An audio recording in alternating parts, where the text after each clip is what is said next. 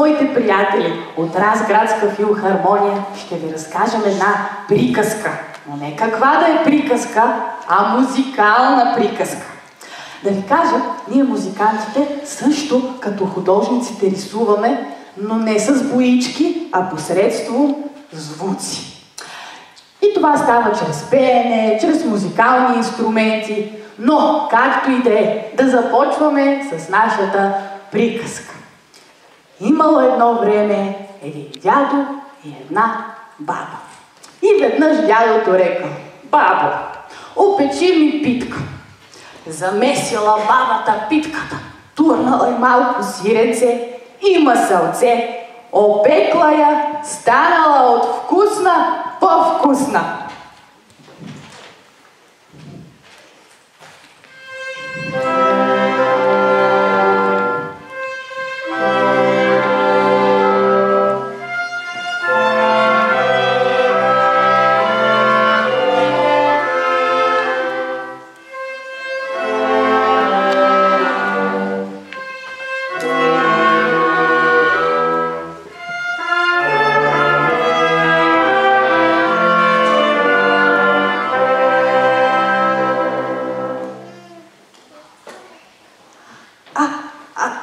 Какво е това?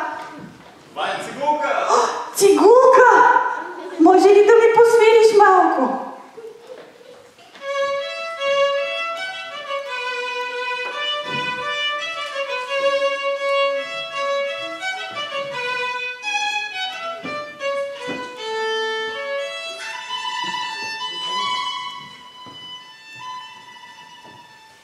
Леле! Браво! Браво! Много красив глас!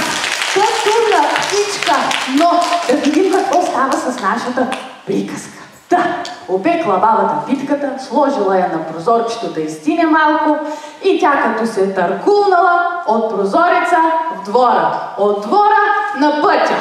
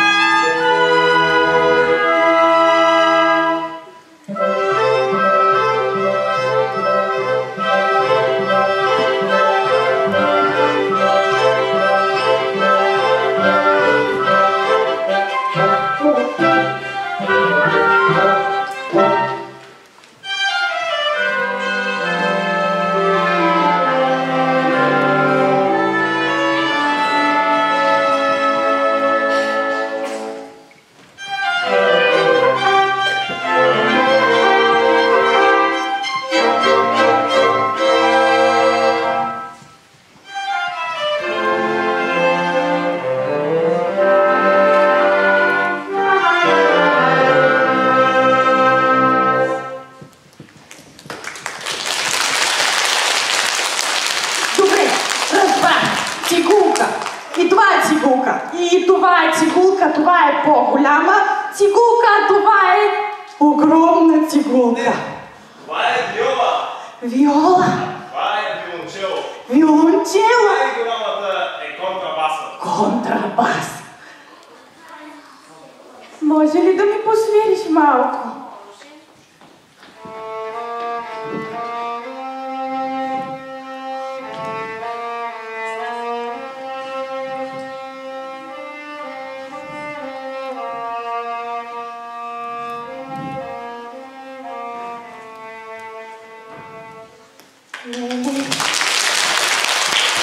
Какъв красив глас! Може ли?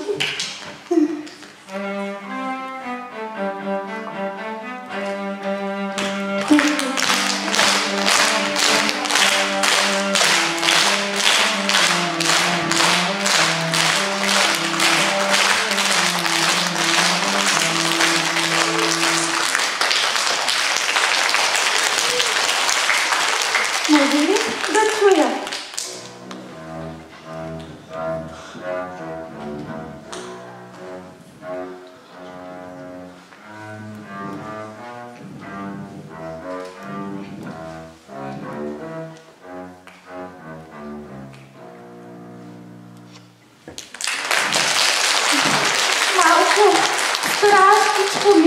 беше като мечкано. Какво стана с нашата приказка? Търкаляла се, питката търкаляла се и срещнала... Кого? Зайо Байо! Зайо Байо и рекъл: Питке, ще те изям. Не ме яш, Зайо Байо, песничка ще ти изпея. И запяла.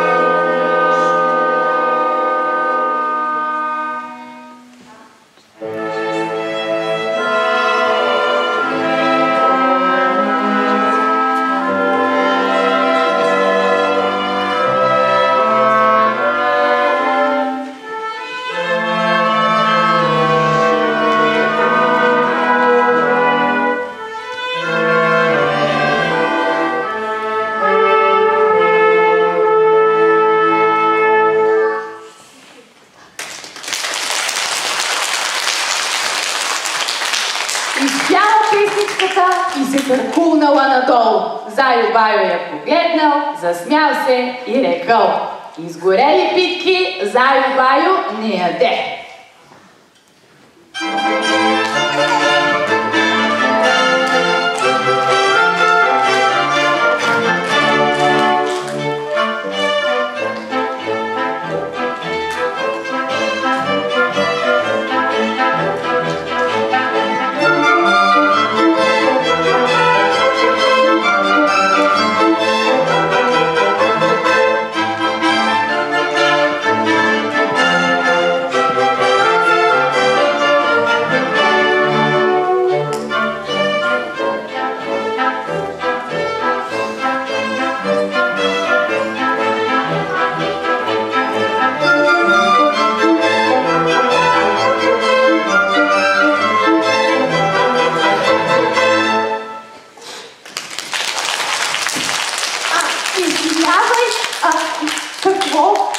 Тези лъскави, златни неща, какво е това?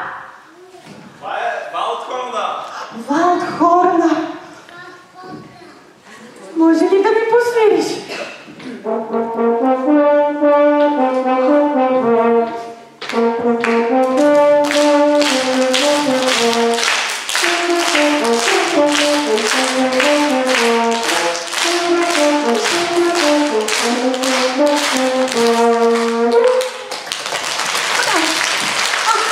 Това също ли е Валдхорна?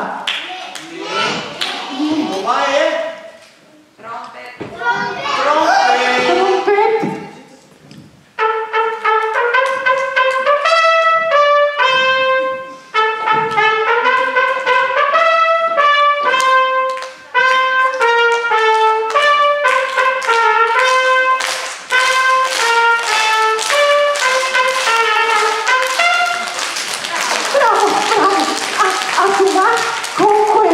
Блестящо, магическа пръчка е! Това е магическа пръчка и се нарича флейта.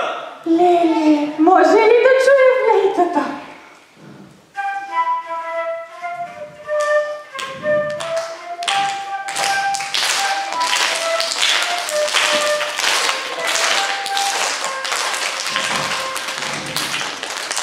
Благодаря ви, а сега да продължим към нашата приказка.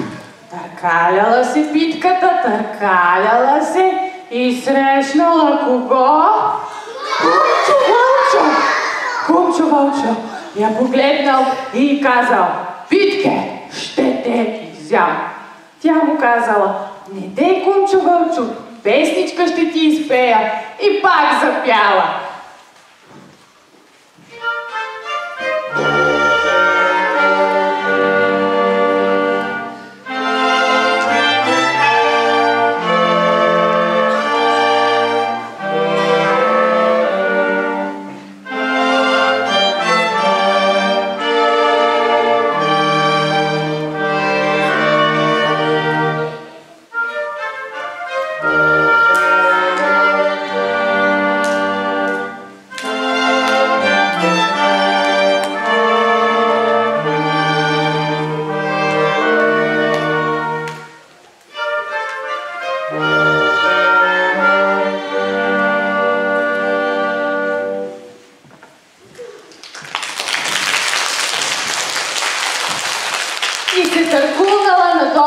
пътя. Кумчо Вълчо гледал надолу след нея и казал: глупави питки, не я. Извинявай, това дългото, голямото какво е? Това е фагот. Фагот?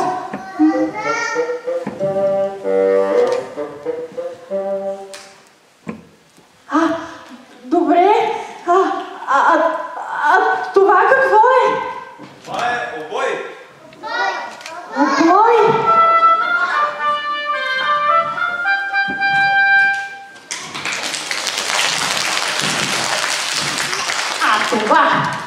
Това го знам. Това е кларинет. Нали? Да, кларинетът е дървен духов музикален инструмент. Състои се от 5 части и има най-малко 20 клапи. Изработва се от абаносово или кокосово дърво. Нали? Може ли?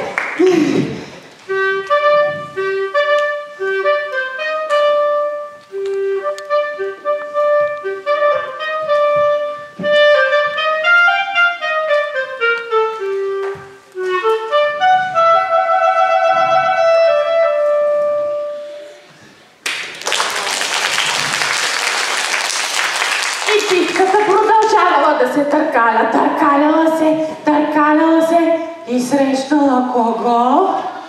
Баба Меца. Срещнала баба Меца, тя и вика: Питке, ще те изям. А Питката й казала: не ме яж, баба Мецо, песничка ще ти изпея. И пак запяла своята песничка.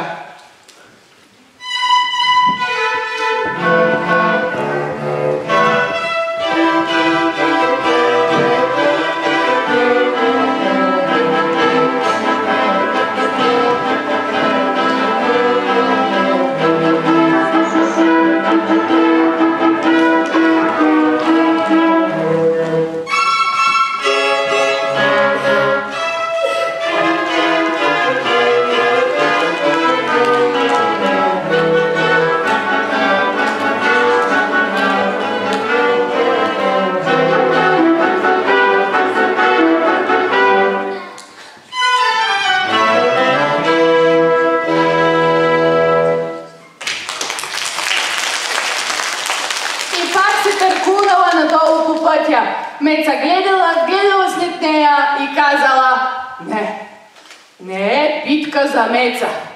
Продължила надолу по пътя си, продължила и кого срещнала? Кума Лиса. Видяла я Кума Лиса и казала: жива да си, здрава да си, Питке. Какво става? Я казала: ами песничка ще ти изпея. И запяла.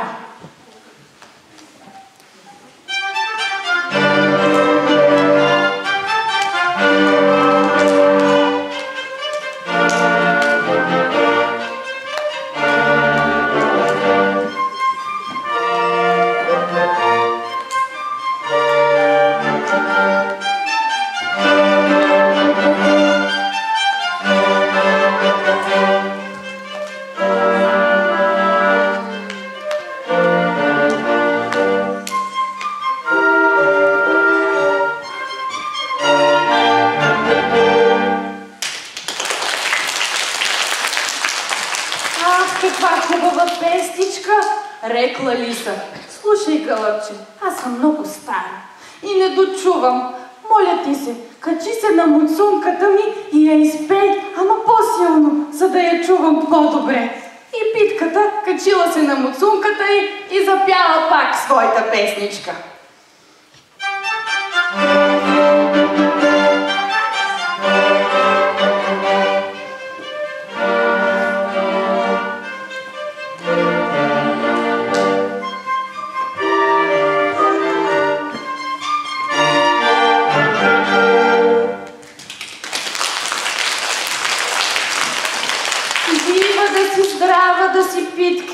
Рекла Лиса: много ти е хубава песничката, ама слушай, качи се на езика ми и я изпей още по-силно, за да я чуя по-добре. И си проточила езика. Какво да прави питката? Качила се на нейния език и пак запяла своята песничка.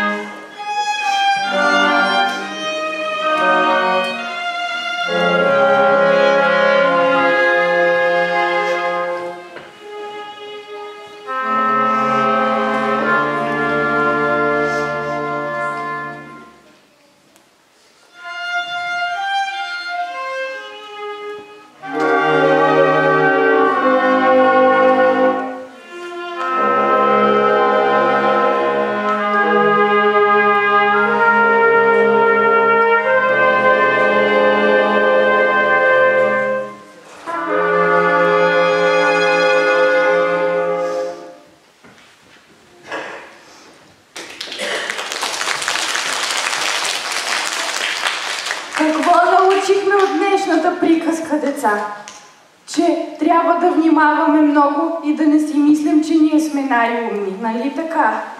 Да. А какво друго научихме днес с вас? Музикалните инструменти. Да ги преговорим, ще ми помагате ли? Да, добре. Това е... Да, браво! Това е... Точно така! Браво! А това е... Виолончело! Точно така! Точно така! Браво! Сега, какво се случва тук? Да видим. Това беше... Точно така! А това... Валдхорна! Точно така! Тук... Точно така! Браво! Това беше моя любим... Кларинет! Точно така! Докъде стигнахме? Обой, разбира се! И остана... Лейката! Точно така! Браво! Много ви благодаря! Бяхте страхотна публика. Моля ви, аплодисменти за моите приятели от Разградска филхармония. Както и за нашия диригент Борис Тодоров. Благодаря ви! Чао и до нови срещи!